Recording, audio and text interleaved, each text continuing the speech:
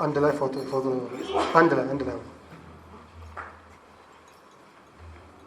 extend our interest gratitude and appreciation for the museum staff and members of the region.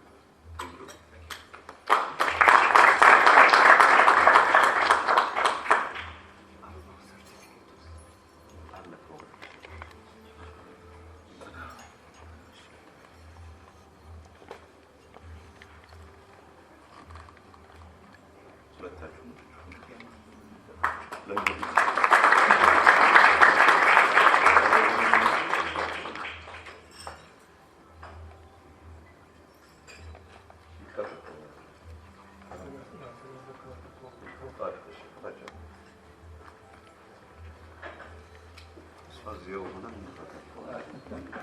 ሞራል ያስፈልጋል ሞራል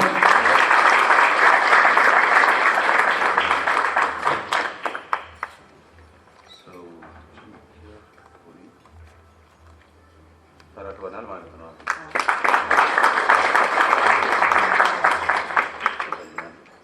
Thank you. So another picture. Here, this is the other.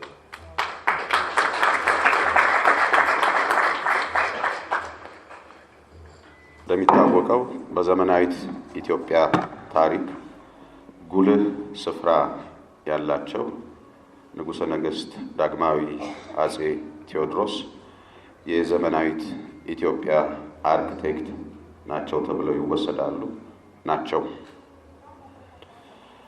ዳግማዊ አጼ ቴዎድሮስ በሀገራችን ታሪክ የተበታተነን ሀገር አንድ የማድረግ ብቻ ሳይሆን ለሀገር ኩራት እንዲሁም ደግሞ የአርበኝነት መጨረሻ ናቸው።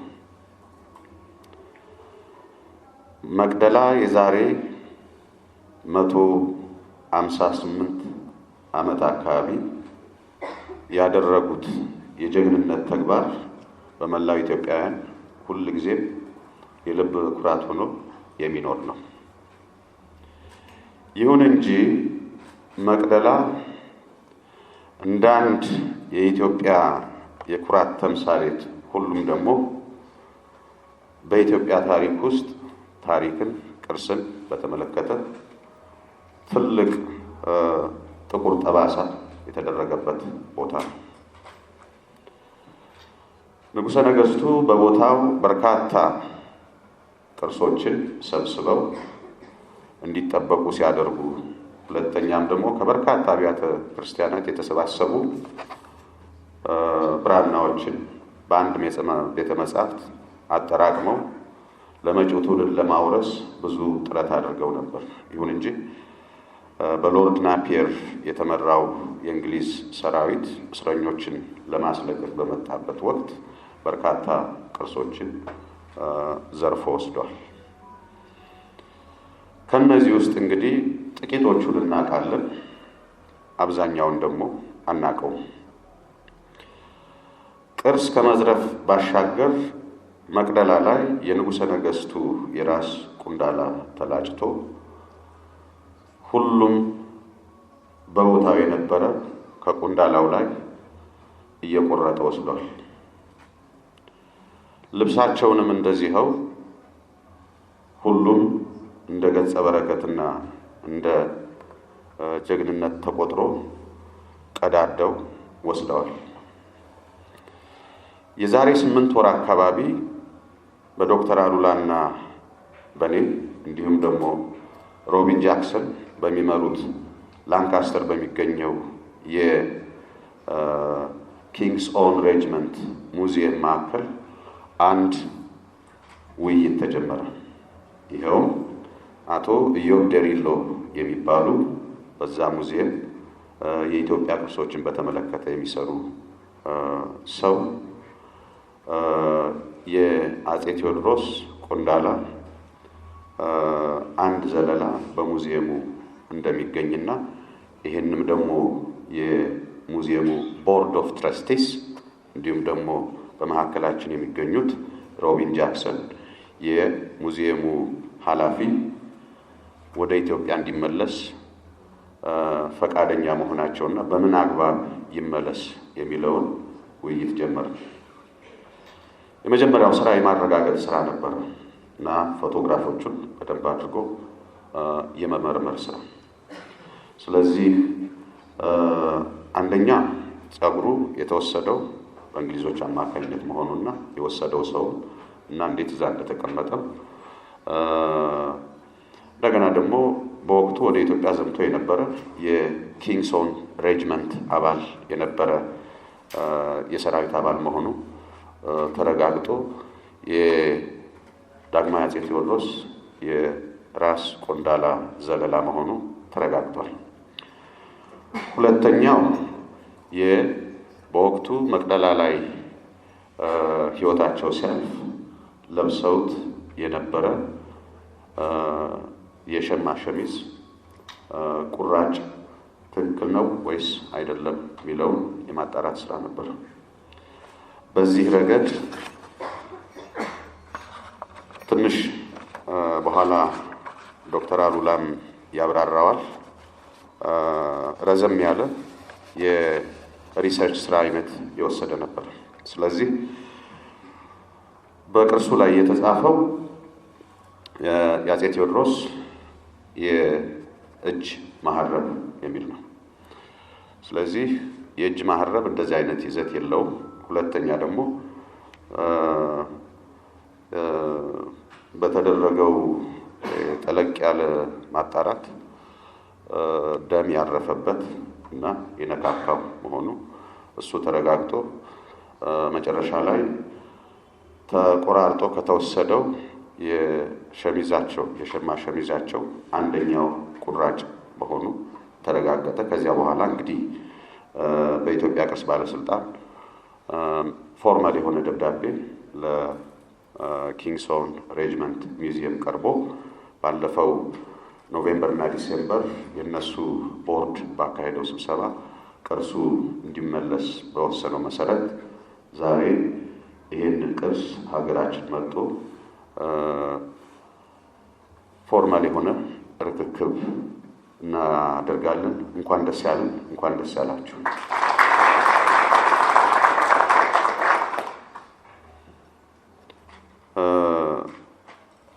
እነዚህ ቅርሶች ከቴዎድሮስ ጋሻ በበለጠ ቴዎድሮስ ከነኳቸው በአንገታቸው ካንጠለጠሏቸው ሌሎችም ቁሳቁስ የበለጠ የቴዎድሮስ በመካከላችን መኖር የቴዎድሮስ አምሳያ ተደርገው የሚወሰዱ ስለሆነ ቅርስ ጥበቃ በከፍተኛ ክብር ያስቀምጣል። ሁለተኛም ደግሞ መጀመሪያ እዚህ ብሔራዊ ሙዚየም፣ ቀጥሎ ጎንደር ፋሲል ግቢ በሚደረግ ጊዜያዊ ኤግዚቢሽን ለሕዝብ እንዲታዩ ይደረጋል። ይሄም ሌሎችም ከመቅደላ የተመለሱ ቅርሶች ማለት ነው።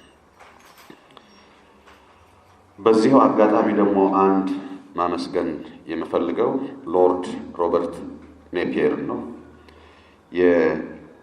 ወደ መቅደላ የእንግሊዝን ጦር ይዘው የዘመቱት የሎርድ ሮበርት ኔፒየር ስማቸው ተመሳሳይ ነው። አሁንም የልጅ ልጅ ልጅ ሶስተኛ ትውልድ አሉላ ተሳስቻለሁ፣ ሶስተኛ ትውልድ ናቸው። እሳቸው በዚህ አጋጣሚ ከቅርስ ጥበቃ እና ከኢትዮጵያ ቅርስ አስመላሽ ኮሚቴ ብሔራዊ ኮሚቴ ጋር በመነጋገር ከመቅደላ የተወሰደ ሌላ ቅርስ አበርክተውልናል። ይኸውም ንጉሠ ነገሥት ዳግማዊ አፄ ቴዎድሮስ በደጉ ዘመን በኢትዮጵያ ያኔ ሚስዮናዊ ሆኖ እንዲሁም ደግሞ ለንጉሠ ነገሥቱ አንዳንድ ጉዳዮችንም ያማክራቸው ለነበረ ወዳጃቸው ለማርቲን ፍላድ ባለቤት ለሚስ ፍራው ፍላድ የሰጡት የእጅ የወርቅ አምባር ነው። ያ በስጦታ የሄደ እንጂ የተዘረፈ ቅርስ አይደለም። ግን በመጨረሻ ላይ ሎርድ ሮበርት ኔፒየር ከሳቸው ግዢ ፈጽሞ የራሱ ንብረት አድርጎት ነበረ። ይሄንን በዚሁ አጋጣሚ ለቅርስ ጥበቃ ወደ ኢትዮጵያ እንዲመለስ ስላደረጉ ሎርድ ሮበርት ኔፒየርን በተቋሙ በኢትዮጵያ ሕዝብ እንዲሁም ደግሞ በኢትዮጵያ መንግስትም ስም አመስግኑልኝ።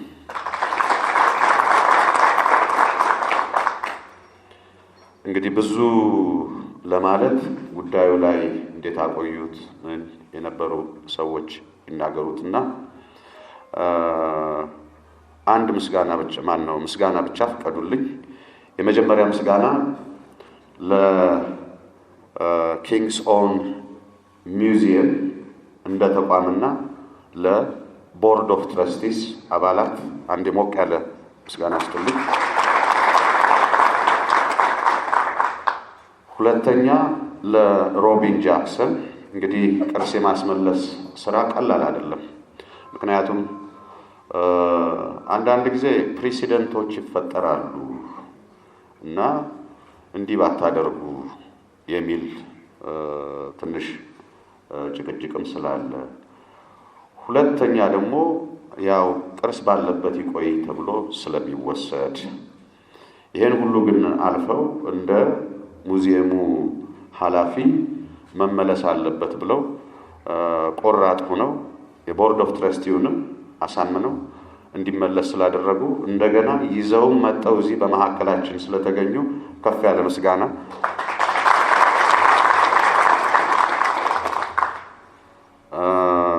ለአቶ ኢዮብ ደሪሎም እንደዚሁ አቶ ኢዮብ ደሪሎ መጀመሪያውንም ይሄ ጸጉር በዚህ ይገኛል፣ የልብሱም ራፊ እዚህ ይገኛል።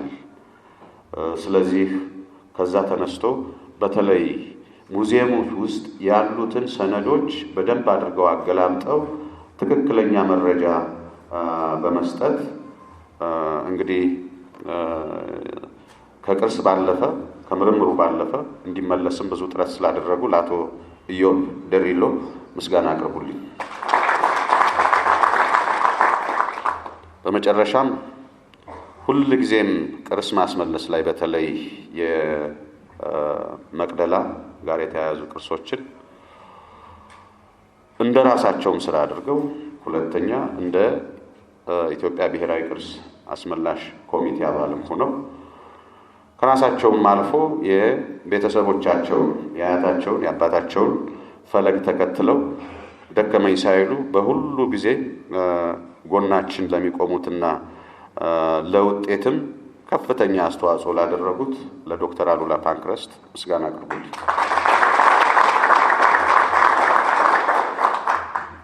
እንግዲህ ቅርብ ጊዜ ምናልባትም ጥቅምት ላይ አንድ ኤግዚቢሽን ይኖረናል። የብሔራዊ ሙዚየምን ሁለቱን ቀሪ ቋሚ ኤግዚቢሽኖች እየሰራን ነው። የኤትኖግራፊ እና የአርት ክፍሉን ማለት ነው። ከዛ ጋር ተያይዞ የግራውንድ ፍሎር ላይ ያለውን እዛ ወለል ላይ ያለውን መሀከለኛውን ክፍል ሙሉ ለሙሉ የምናሳይበት እንደ ቋሚ ኤግዚቢሽን ከውጭ ሀገር ተዘርፈው ሄደው ከውጭ ሀገር የተመለሱ ቅርሶችን ይሆናል ማለት ነው። ከነዛ ውስጥ እነዚህ አብረው ይጠቃልላሉ። በመጨረሻ እንግዲህ አክብራችሁ እዚህ ድረስ ስለመጣችሁ ጀግኖች አርበኞች፣ የመከላከያ ሰራዊት አባላት፣ ሌሎችም ተጋባዥ እንግዶች፣ በተለይ ሚዲያ ከትናንትና ጀምሮ አብራችሁን እዚህ ስለመጣችሁ ይህንንም ደግሞ ለኢትዮጵያውያንም ደግሞ በጉዳዩ ላይ ጉጉት ላላቸው ሰዎች ሁሉ ስላስተላልፋችሁልን እጅግ አመሰግናለሁ። ፕሮፌሰር አወያለን እያመሰግን ዶክተር አሉላ and also your excellence Dr. Robin Jackson, would you come to the stage and Dr. Sadeka.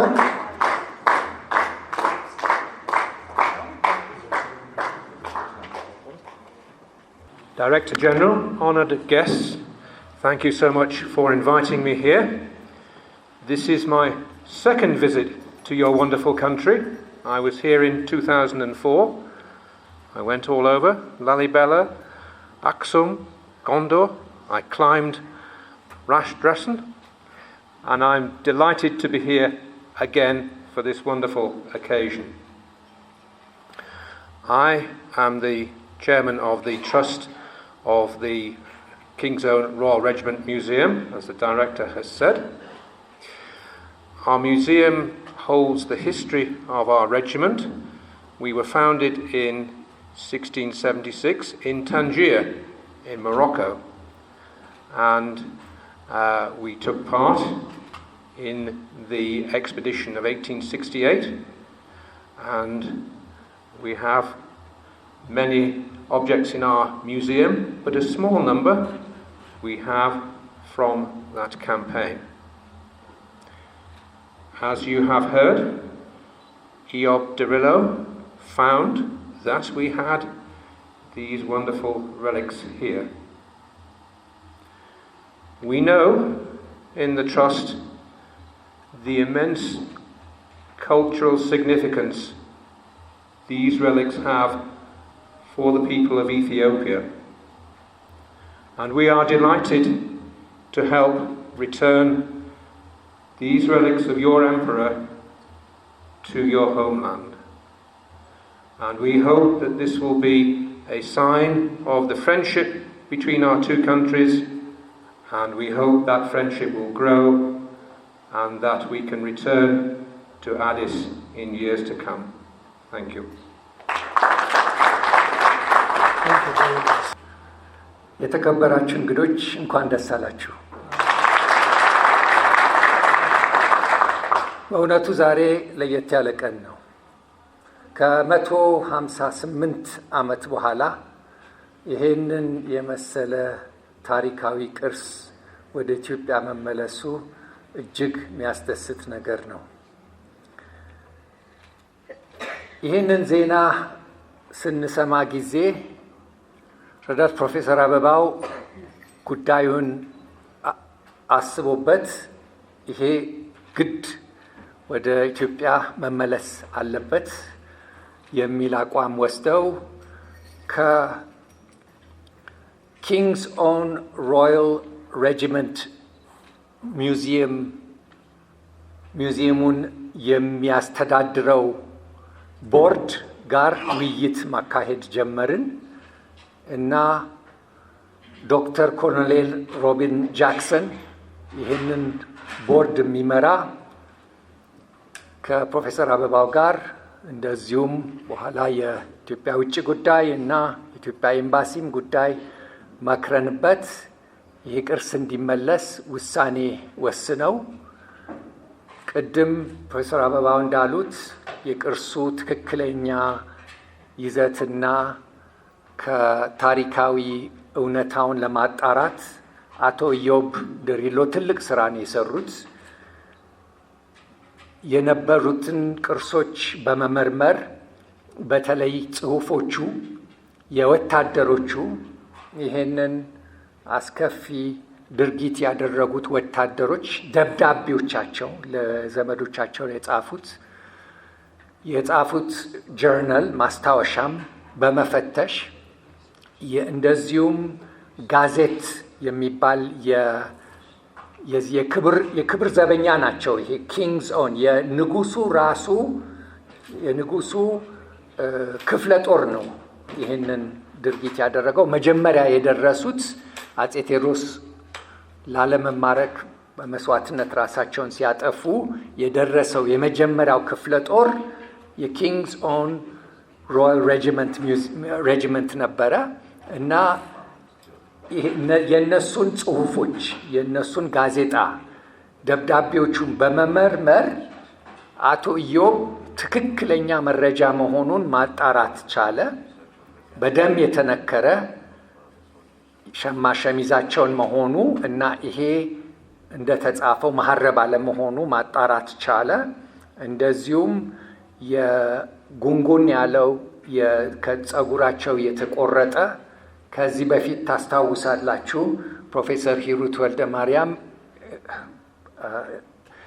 ክብርት ፕሮፌሰር ሂሩት ሚኒስትር በነበሩበት ጊዜ እንግሊዝ ሀገርን ሲጎበኙ የሮያል አርሚ ሚውዚየም የናሽናል አርሚ ሚውዚየምን ጎብኝተው አንድ ደብዳቤ ላይ ትንሽ የእሳቸው የአጼ ቴዎድሮስ ጸጉር ቁራጭ ላዩ ላይ ተለጥፎ አግኝተው ይሄ በሕዝብ ፊት የሚታይ ነገር በመሆኑ ነውር ነው በማለት በማሳመን እንደዚሁም የዛ ሚውዚየም የሚያስተባብር እና የሚያስተዳድር ቦርድ ውሳኔ ወስኖ ክብርት ዶክተር ሂሩት ካሳው ይህንን ይዘው መጥተው ነበር። የዘንድሮ ግን ለየት የሚያደርገው እንግዲህ አጼ ቴዎድሮስ ምን እንደሚመስሉ በታሪክ ጸሐፊዎችም ቢጻፍ እንኳን የተወሰኑ ሰዓሊዎች ምስላቸውን በኋላ ቢጽፉ እንኳን በትክክል ምን እንደሚመስሉ ፎቶግራፍ የለንም። ከተጻፈው ጽሑፍ በመነሳት ነው ምስላቸው የተሰራው እንጂ እንደ ደጃች አለማየሁ ፎቶግራፍ የለንም። ስለዚህ ማንነታቸው ባናውቅ እንኳን ጸጉራቸው ጉንጉን ሹሩባ እንዳለው የታወቀ ታሪክን የሚመሰክርለት ሲሆን ይሄ የመጀመሪያ መረጃ ነው። ጉንጉኗ መኖሯ የእሳቸው መሆኑና እሳቸው ጸጉራቸውን እንደዚህ እንደሚሰሩ መረጃ ነው እና ሌላ የእሳቸውን የሚወክል ነገር ስለሌለም ይሄ ቅርስ መመለሱ ትልቅ ታሪካዊ ፋይዳ አለው ብለን ማመን እንችላለን። እሳቸውን ይወክላል ማለት እንችላለን። ታሪክን ሕያው የሚያደርገው ነው እና በዚህ ስነ ስርዓት የኪንግስ ኦውን ሮያል ሬጂመንት ሚውዚየም ትራስቲዝ ተወካዮች ቦርዱን የሚያስተዳድሩት ይህንን ውሳኔ ቆራጥ ውሳኔ ፕሮፌሰር አበባው እንዳሉት ስለወሰኑ አንዴ አጨብጭባችሁ አመስግኑልን።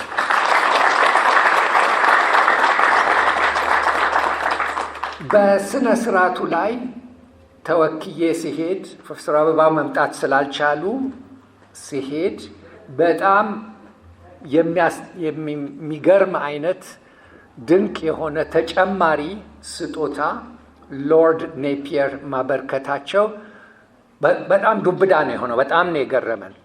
እሳቸው በጣም ሽማግሌ ናቸው። ሲጋበዙ እንግዲህ ቅድመ አያታቸው ነው ይሄንን የእንግሊዝ ጦርን የመሩት እና በዛን ወቅት አጼ ቴዎድሮስ በደጉ ዘመን እንደተባለው ለአማካሪያቸው ለጀርመኑ ፍላድ ለሚስታቸው ይሄንን ውብ የሆነ ወርቅ አምባር ሰጥተው ነበረ። እንግዲህ በሎርድ ኔፒየር እጅ እንዴት እንደገባ ባይታወቅ እንኳን ያለው ጥርጣሬ እነዚህ እስረኞቹ ተለቀው ወደ አገራቸው ለመመለስ ለጉዞ ወጪዎች ስለነበራቸው በዛ አማካኝነት ይህንን ለሎርድ ኔፒየር በሽያጭ መልክ ያገኙት ይሆናል የሚል ጥርጣሬ አለ። እንግዲህ ገና ታሪካዊ ጥናት የሚጠይቅ ነው። ለማንኛውም በውዴታ ይህ እንግዲህ የተዘረፈ ቅርስ አይደለም። በውዴታ እንደዚህ አይነት ስነ ስርዓት አለ ብለው ሲሰሙ ከባለቤታቸው እና እህታቸው መጥተው ነበር ለስነ ስርዓቱ። ሎርድ ኔፒየር እንደ አጋጣሚ ሮበርት ኔፒየር ልክ እንደ ቅድመ አያታቸው ስማቸው ሮበርት ኔፒየር ነው። ይሄንን ውብ አምባር በማበርከታቸው ታላቅ ደስታ ሁሉም ሰው ሊሰማው ይገባል እና አንዴ ያጨብጭቡልን። በመጨረስ እንግዲህ ይሄ ኮሎኔል ጃክሰን እንዳሉት ይሄ የኢትዮጵያ ሕዝብ እና የእንግሊዝ ሕዝብ ወዳጅነትን የሚያጠናክር ትልቅ ስኬት ነው ብለን ማሰብ እንችላለን እና የዚህ አይነት ግንኙነት እንዲጠናከር ወደፊት ደግሞ በዲፕሎማሲያዊ መንገድ ሌሎችም ቅርሶች በተለይ የሰው ቅሪት ከሆነም ከሃይማኖት ጋር ትስስር እና ቁርኝት ያሏቸው በርካታ ቅርሶች አሉ። እዚህም እንደምታዩት ሌሎችም ቅርሶች አሏቸው።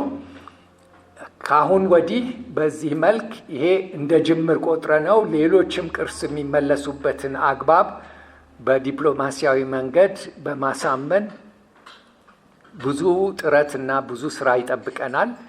በጣም አመሰግናለሁ። ከጥንታዊ ኢትዮጵያ ጀግኖች አርበኞች ማህበር ተተኪ አርበኛ ትዕግስት እባላለሁ። ይህ ቅርጻችን ታሪካችን በእጃችን መቀመጥ የሚገባው ቦታ ላይ መቀመጥ ስላለበት ይህን ላደረጉልን ለተባበሩን ጉልበታቸውን፣ አቅማቸውን፣ ጊዜያቸውን ሰውተው ይህን ለኢትዮጵያ ታሪክ ትልቅ ቦታ ስለሰጡት በጣም እናመሰግናለን በጀግኖች አርበኞች ስም። አሁንም ወደፊት በየአገሩ ላይ በወገኖቻችን የሚሆን በውጭ ዜጋ የሚሆን ብቻ ተዘርፈው ወደ ውጭ የወጡት ዕቃዎቻችን፣ ንብረቶቻችን፣ ታሪኮቻችን እንዲመለሱልን በአርበኛው ስም እጠይቃለሁ። አመሰግናለሁ። እጅግ አድርገን እናመሰግናለን። በመቀጠል ከኢትዮጵያ ቅርስ ባለአደራ ማህበር አንድ ሰው ወደዚህ መጣ ይምጡና መልእክት እንዲያስተላልፉ። ዶክተር ጸደቀ ድንገት የመጣ ግብዣ ነው።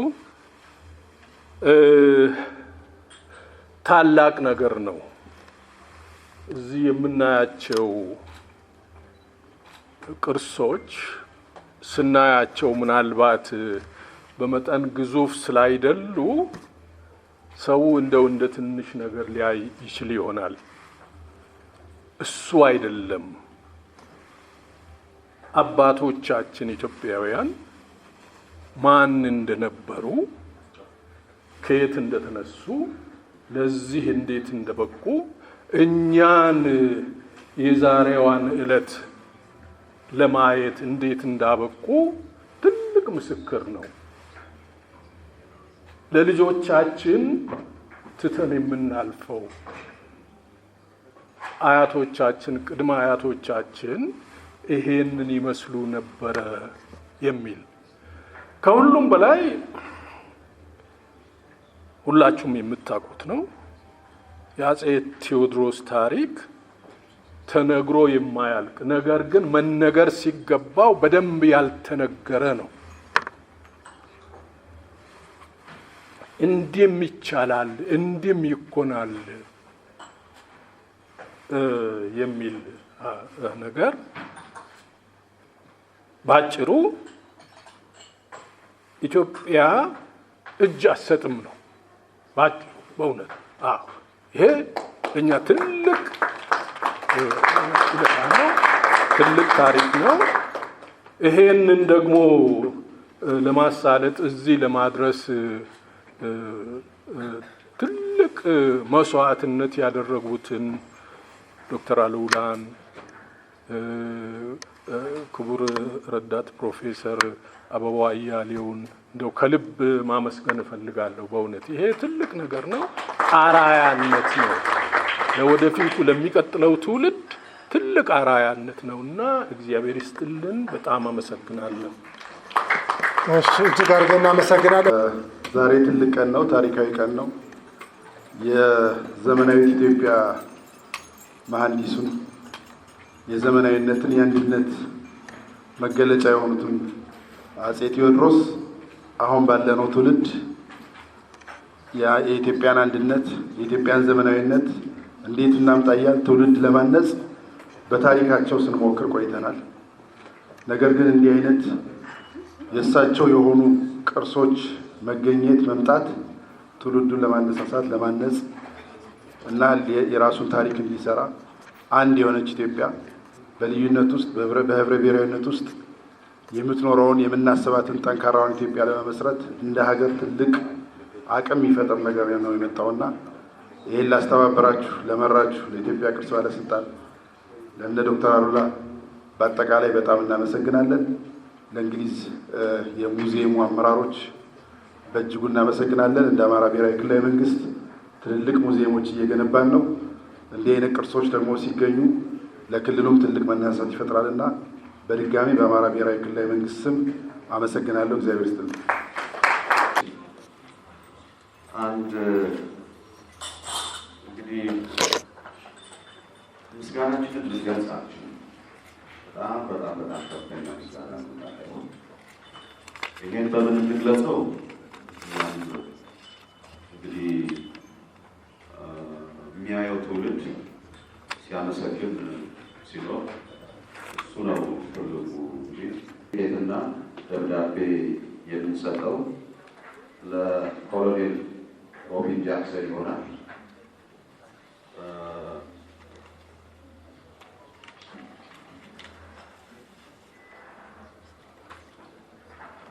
ለኮሎኔል ያው ሪታየርድ ናቸው ግን ማዕረጋቸው ኮሎኔል ዶክተር ሮቢን ጃክሰን ሰርቲፊኬቱ የሚሰጡልን ሜጀር ጄኔራል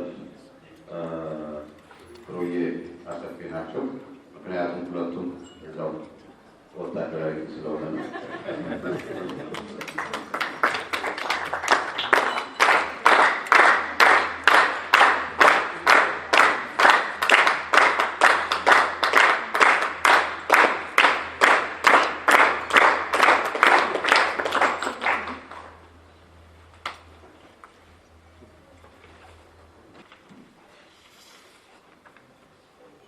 ሁለተኛው የአፕሪሺዬሽን ኦፍ ሌተር እና የምስጋና የምስክር ወረቀት ለሎርድ ሮበርት ናፒየር ይሆናል። ሎርድ ሮበርት ናፒየርን በመወከል አሁንም ኮሎኔል ሮቢን ጃክሰን የሚቀበሉልን ይሆናል። ይሄንን የሚሰጡልን አርበኛ ትዕግስት ኃይሉ ናቸው።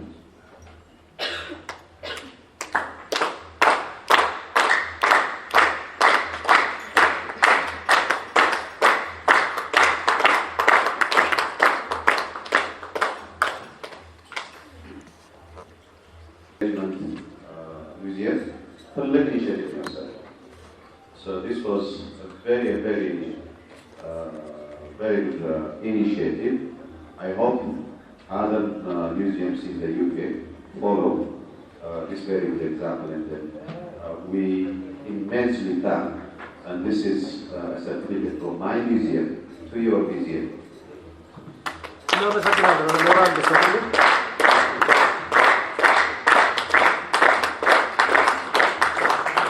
በመቀጠልም ለኢዮብ ደሪሎ ይህንን ሰርቲፊኬት ማኖረዳ ፕሮፌሰር አባያ በዛ ሰጡልን።